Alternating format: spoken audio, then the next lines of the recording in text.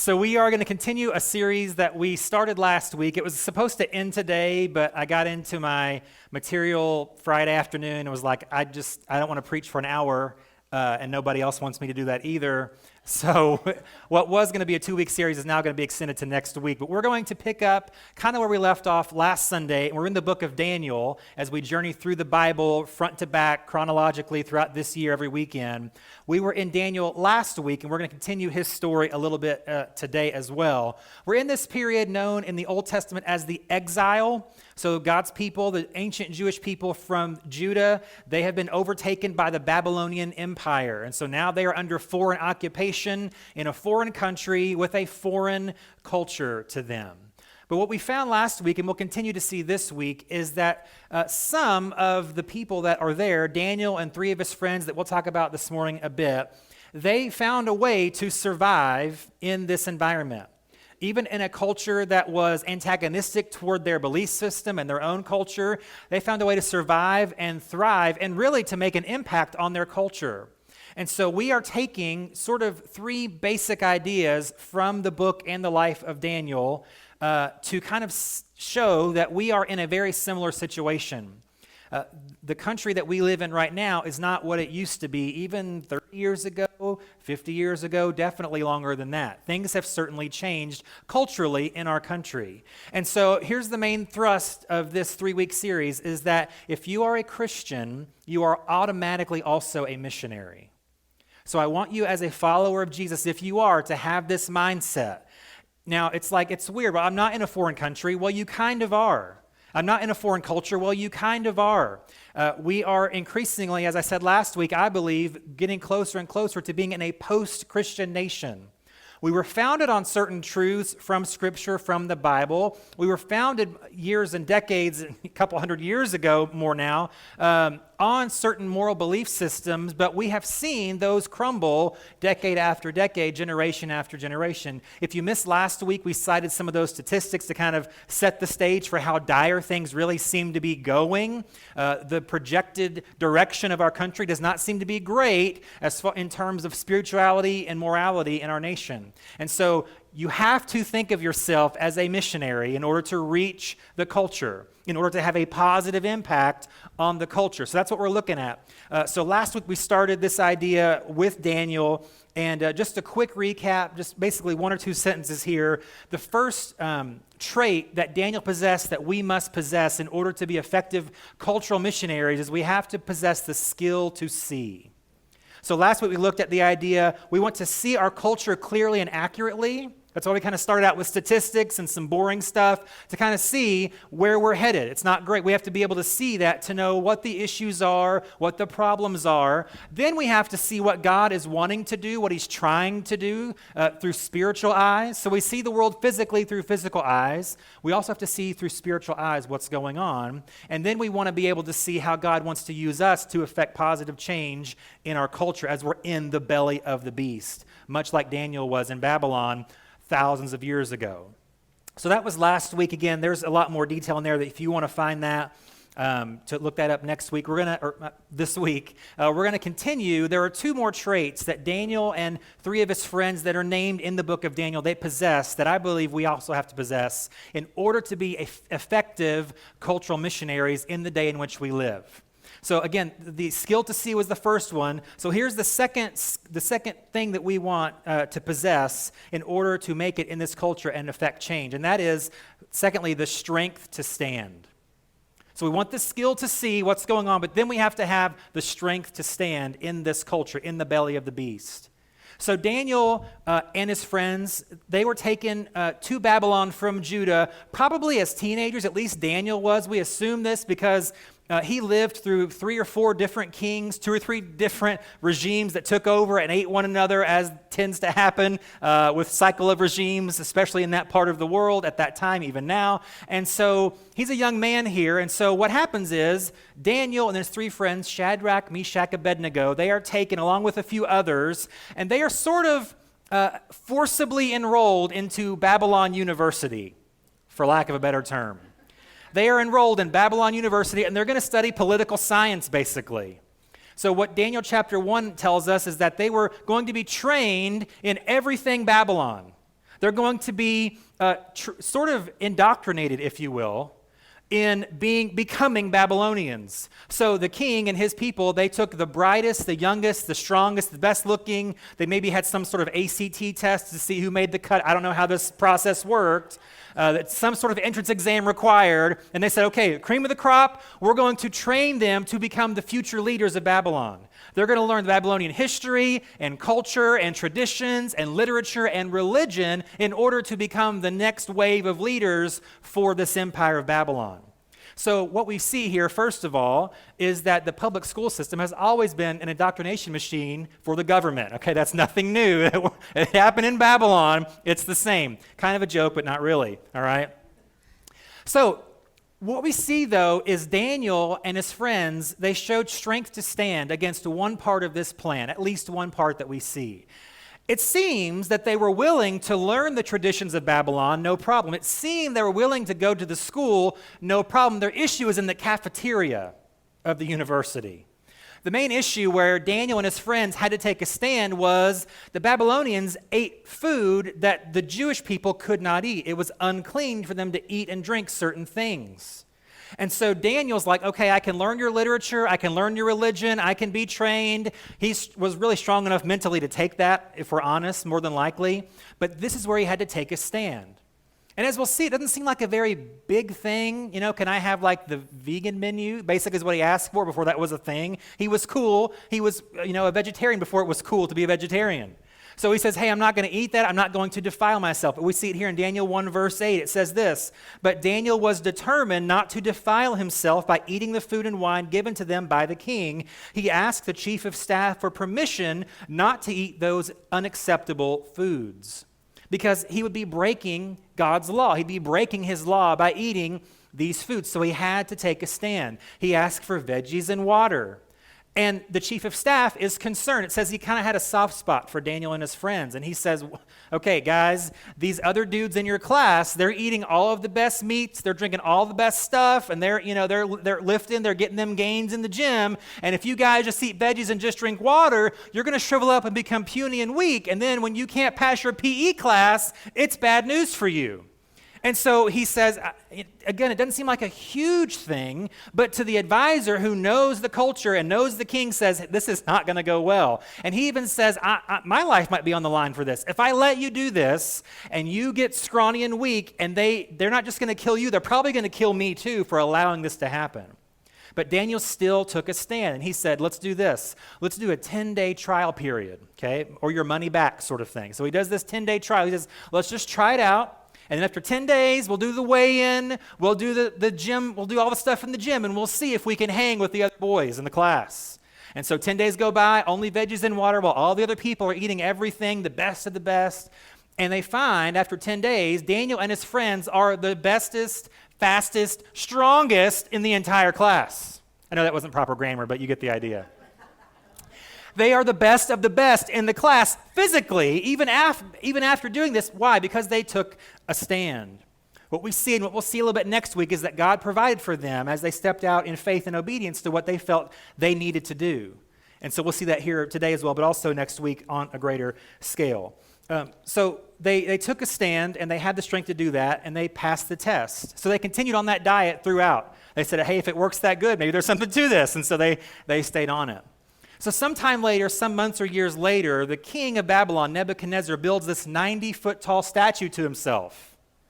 I mean, he really was a very humble guy, obviously, building a 90-foot tall statue of himself. Not only did he build the statue to himself, but if you know the story, you know that he would have everybody in the kingdom come out at certain parts of the day, and they would blow the trumpets and play the instruments, and then they would command everyone to bow to this 90-foot tall statue in the shape of the king. But Daniel's not named in this story, which I think is interesting. I don't know why he's not named here, but his three friends are Shadrach, Meshach, Abednego. They are named in this story. So what happens is everyone in the kingdom is out with this 90-foot tall statue. The horns blow, the instruments play, and everyone bows at the same time to this statue of the king, except for these three young men. Now, it seems like they would be noticed right away here, but I guess one of the advisors kind of went to the king and said, hey, everybody's doing a great job. Like they're bowing, it's just going so good, king, except for There's just 3. So you think about how many millions of people there are. If you've got 3 people, 3 dissenters, pretty good percentage. Like if you have 3 out of a million, I'll take that, right? But the king's like, no, we got to have 100%. And so he brings these 3 guys to him. Now remember, he may possibly know them on some personal level. He's kind of handpicked them to be in the cream of the crop, top of the class future leaders. So we don't know their relationship. We can possibly assume from that he may have had some interaction with them. And so he pulls them in and he says, hey, here's the deal. We've made this decree. We've got this statue. We've said everybody's going to bow. That includes you guys. I know you think that you're exception to the rule, but you're not. So you got to bow. And they're like, well, we're not going to do that. And he says, okay, well, let's just sweeten the pot here. So whoever doesn't bow to the statue is going to be thrown into a furnace and burned alive to death. And they're like, well, yeah, that maybe complicates things, but not really, right? And so he lays down the law and he says, you got to do this or you're facing certain death, but they take a stand. Here's what they say. Daniel 3, verse 16. Shadrach, Meshach, and Abednego replied, O Nebuchadnezzar, that's the king, we do not need to defend ourselves before you. If we are thrown into the blazing furnace, the God whom we serve is able to save us. He will rescue us from your power, your majesty. But even if he doesn't, we want to make it clear to you, your majesty, that we will never serve your gods or worship the gold statue you have set up. They took a stand. They stood face to face against one of the most powerful men alive on the planet at that time. So this phrase is used a lot. It's thrown around way too much. Speak truth to power. Okay, this is what that really looks like. Like you complaining to your manager at work in an email, not the same as approaching face-to-face one of the most powerful people on the planet saying, I'm not going to do what you tell me to do, even if you kill me for it. That is taking a stand. They also, notice this, not just did they stand face-to-face and oppose the king himself, but they also stood when no one else did. Think of the pressure that they're under. Again, we're talking million, two, how many, hundreds of thousands even, and just 3 of them had the strength to stand. That's pressure. I mean, you talk about peer pressure, that is a great definition of what that looks like to the nth degree. Everyone else bows, everyone else complies, everyone else does exactly as they're told by the head honcho, and they refuse on personal religious grounds. Because what they're doing here is the idol breaks multiple commandments. It's like, so again, Daniel here, it's just like, just the food thing that they're doing. It's a law, but these are like big laws. Like no other gods before me, that's a top 10 law. No idols, that's a top 10 law. They're breaking all these laws if they bow, and they know that, so they refuse. They literally take a stand. Figuratively and literally, they take a stand. They had the strength to do that. Now, fast forward many, many, many years. Babylon has now been taken over by a different regime. The Medo-Persians have come in and taken over, so now there's a new king in charge. However, we go back to Daniel now. Even as an older man here, probably, scholars would say, probably in his 80s. So if I said older and you're in your 80s, please don't take offense to that, okay? However, he's graduated from school by this time for sure, okay, guys? So he's in his later years, but here's the thing. He's still at the top of the leadership pool. I think there's a whole sermon there I don't have time to get into. I don't even have time to get into this today. We're going to make it, okay? But he's still at the top. Even in a different regime, different king, different nation, he's still there. God has given him this type of favor to still be a powerful person in the belly of the beast. The problem now with this old fuddy-duddy, Daniel, is that the new guys in charge with the king want to take him out. They want to replace the old guard, and they want to step into his position. They don't like that he's got this influence that he has, and so they're trying to find some kind of scandal to run to the press with. Oh, what did he do this time? Or what kind of dirt did he? There's no dirt on this guy at all. So the only thing they can use against him is his religion. The only weapon that these people in this culture can use against Daniel is his belief system, and so they use it against him. These men plot and scheme and actually sort of, in a way, trick the king into making a new law. The new law says for the next 30 days, the only prayer anyone can pray must be directed toward the king. And so they get him to sign it and stamp it and seal it, signed, sealed, delivered, that's the thing. Because they know that multiple times a day, Daniel goes to the same spot at the same times and prays. He goes to his window, opens the window, and prays at certain times a day. And so they know now Daniel's going to have to make a decision. They're going to put his feet to the fire. How dedicated is this guy to his stinking religion? How dedicated is he to serving his God? Will he take 30 days off, from doing that just to save his own skin? Or we got him now, boys. But here's what Daniel does. Here's his response. Daniel chapter 6, verse 10. But when Daniel learned that the law had been signed, he went home and knelt down as usual in his upstairs room with its windows open toward Jerusalem. He prayed 3 times a day, just as he had always done, giving thanks to his God. Daniel had the strength to stand. He literally stood again against the government, against the law that opposed his faith. He stood against the law that conflicted with his faith. He was a rebel, but he had a cause, so there's another reference for you, all right? I was told I use old references, so I must be an old man. I am I admit that. I was born like 73 years old. That's who I am. I'm already saying get off my lawn to kids in the neighborhood. So, but Daniel had the strength to stand. Daniel, and we'll get to it here in a minute, but he knew it would cost him. He knew there was a risk involved. He had to weigh the risk. He had to think it through, but he didn't really think very long. He's like, it's just natural. 3 times a day, I do this in the same spot at the same time. I'm not going to just give it up. I'm not going to stop. I'm not going to cave. I'm not going to give in. He possessed the strength to stand. Let's look quickly at one word that ties all 3 of these stories together. One simple 3-letter word, but. One common word in all 3 of these accounts that we've just walked through is the word but. Daniel chapter 1, the verse that we just read, it says, but Daniel refused to defile himself by eating the food. Daniel 3, with the fiery furnace, it says, but the 3 men, they said, God will save us, but even if he doesn't, we still won't bow. Daniel chapter 6 that we just read, it says, but when Daniel learned about the law, he still went and prayed anyway. So here's what that means for us. If we are going to have the strength to stand in this culture, we have to have a really big butt. Okay? I know I'm stretching it today, guys, but I just couldn't resist. I could not resist. If we're going to stand in our culture, we have to have a really big butt. Let me tell you what that means.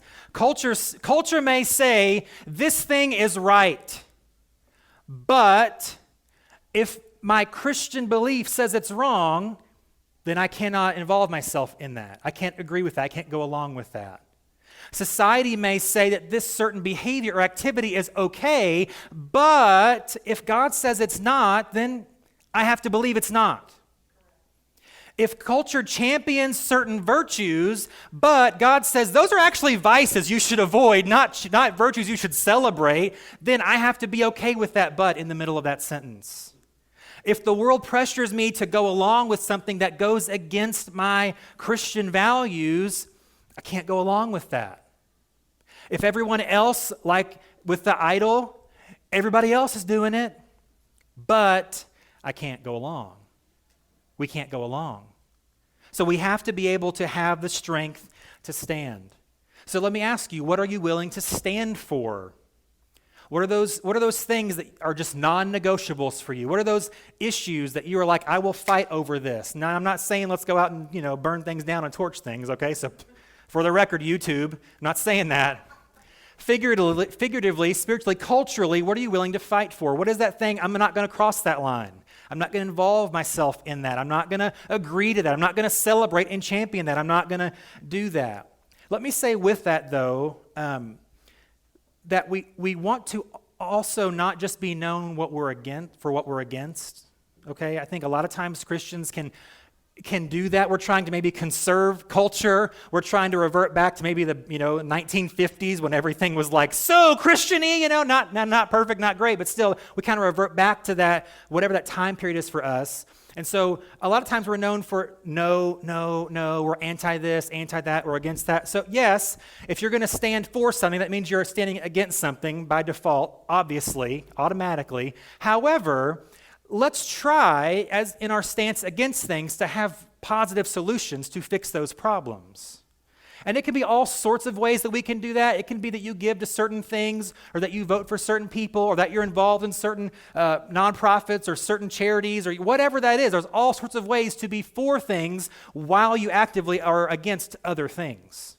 So taking that strength to stand is not just one way, not just one direction. It's not just one-sided. It's got to move both ways. But we do have to ask, when is enough enough?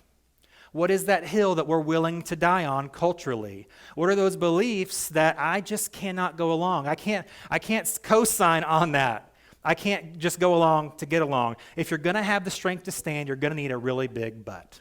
Okay? That's what we need, the strength to stand.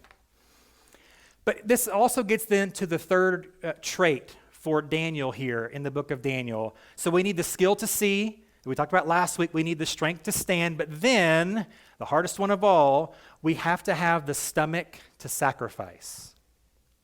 The stomach to sacrifice.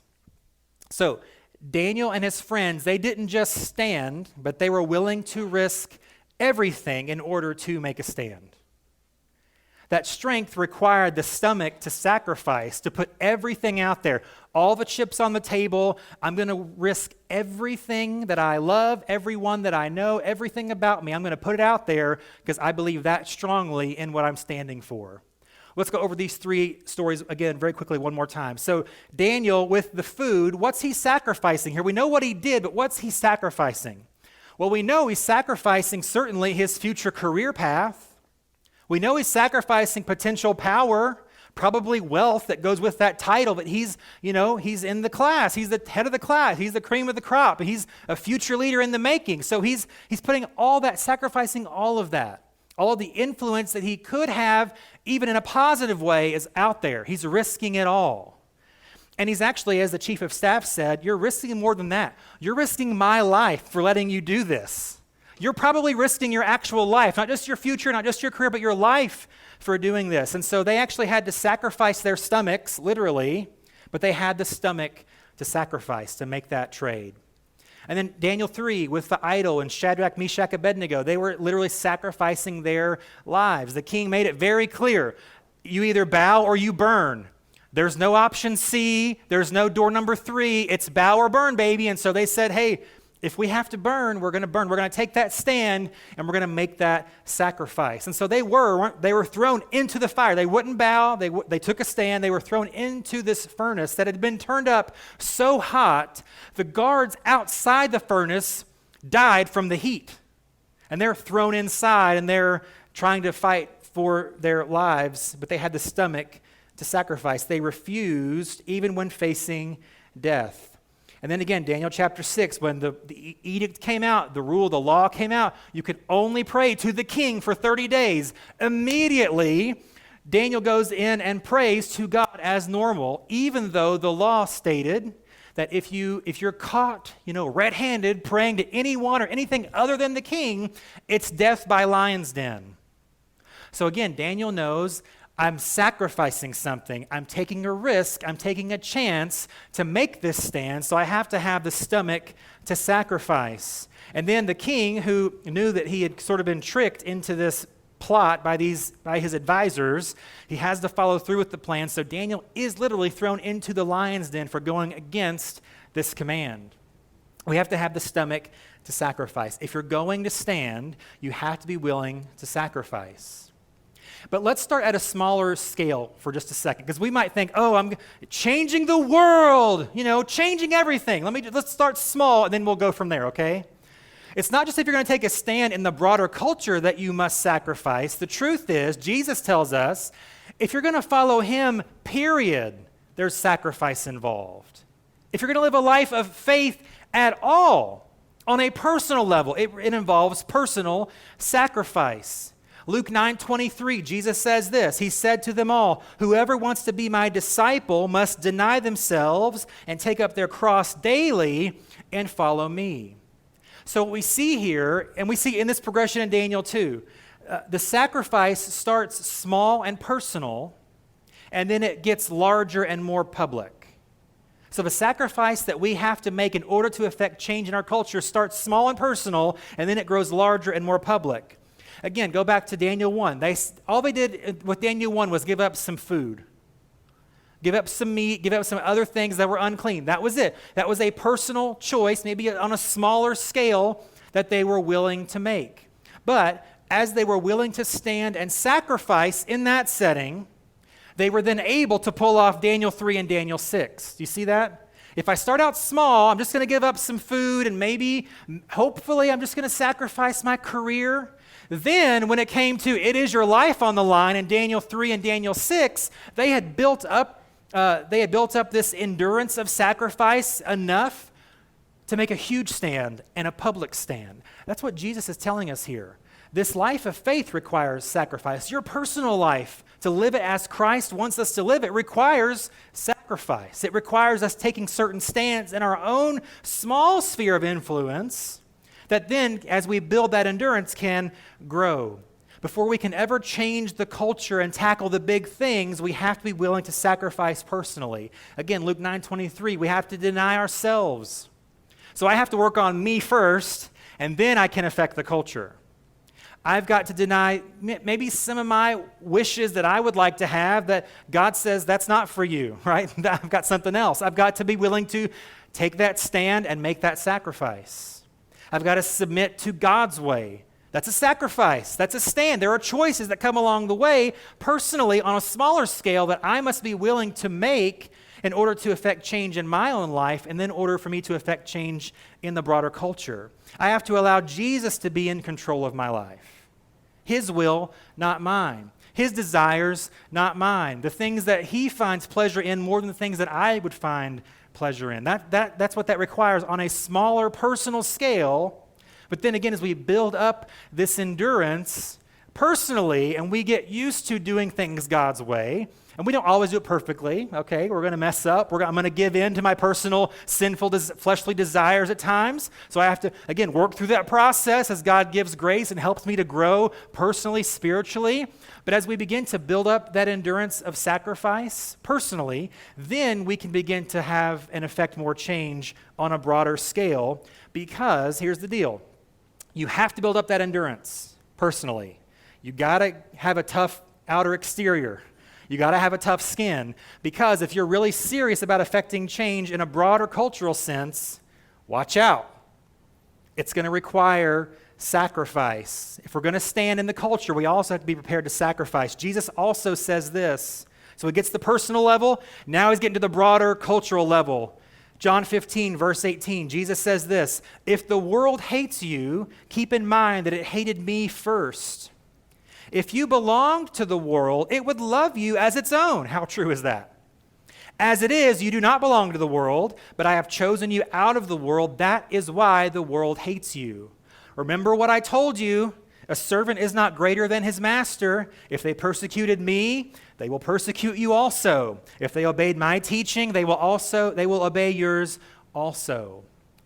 Jesus here is setting us up for this harsh reality that if we really are serious about being cultural missionaries and affecting positive change, it's going to require sacrifice. So we have to have the stomach for it.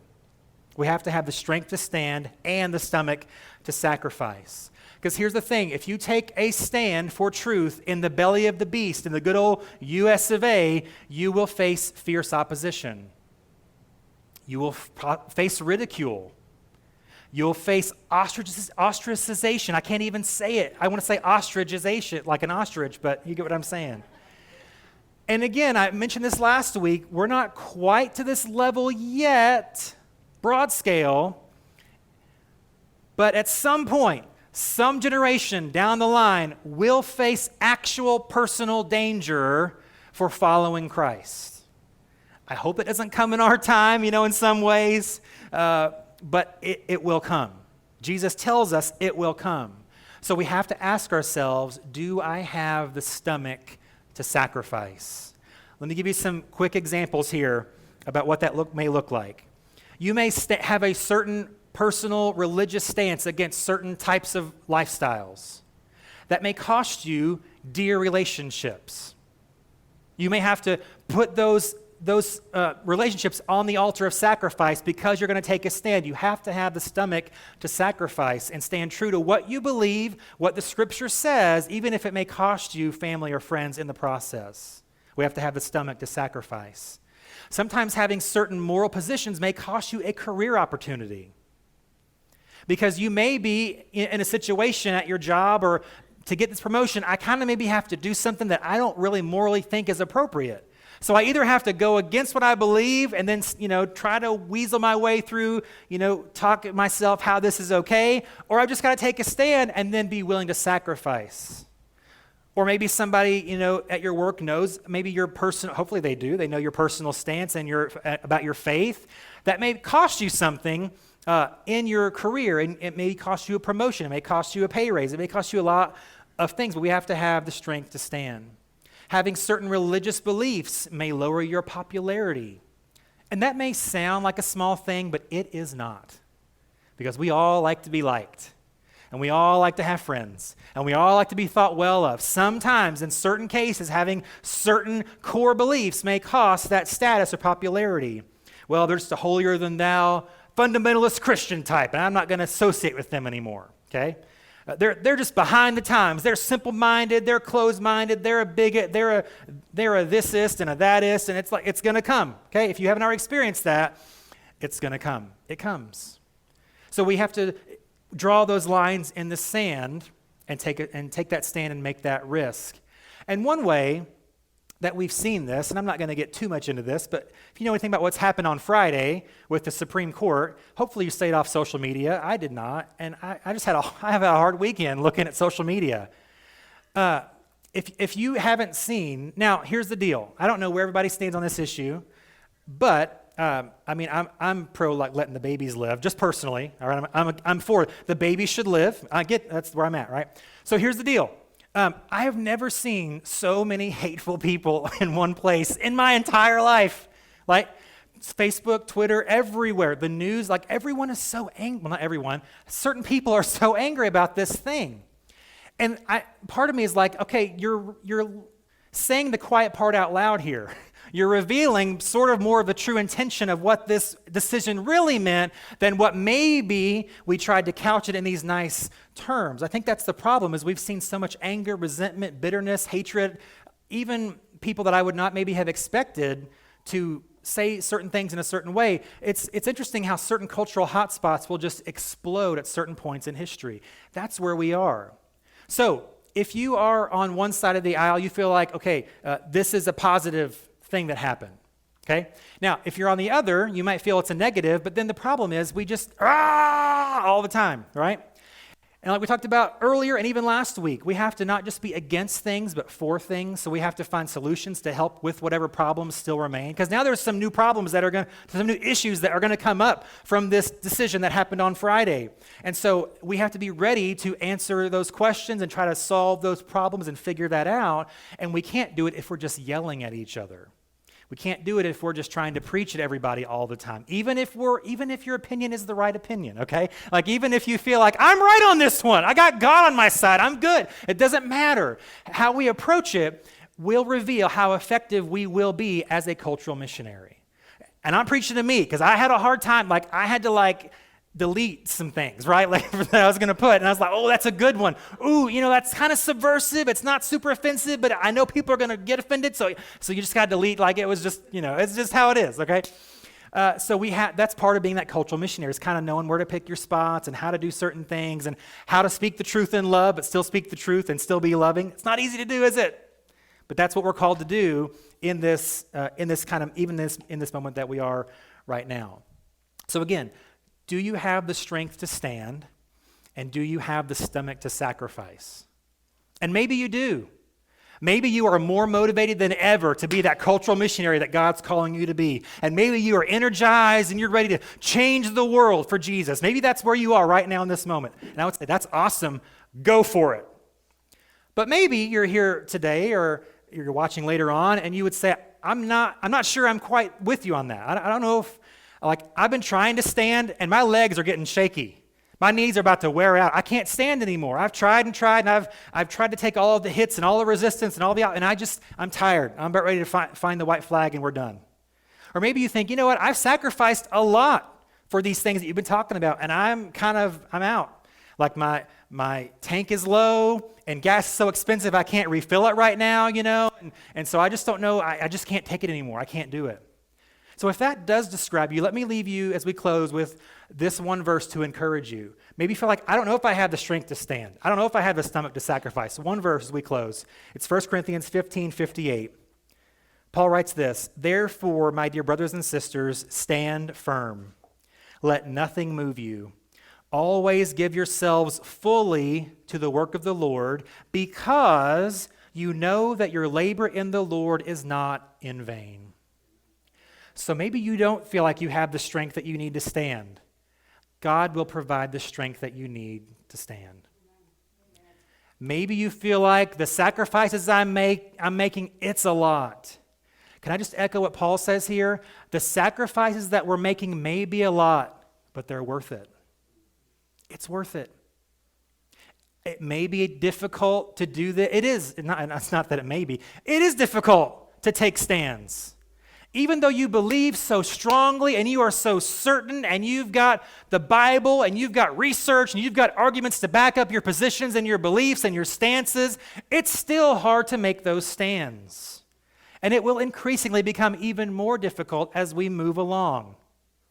So it is difficult. It's going to be uncomfortable. We're going to get tired. We're going to get emotional. It's going to be painful. But again, like Paul says, hang on. Stand firm.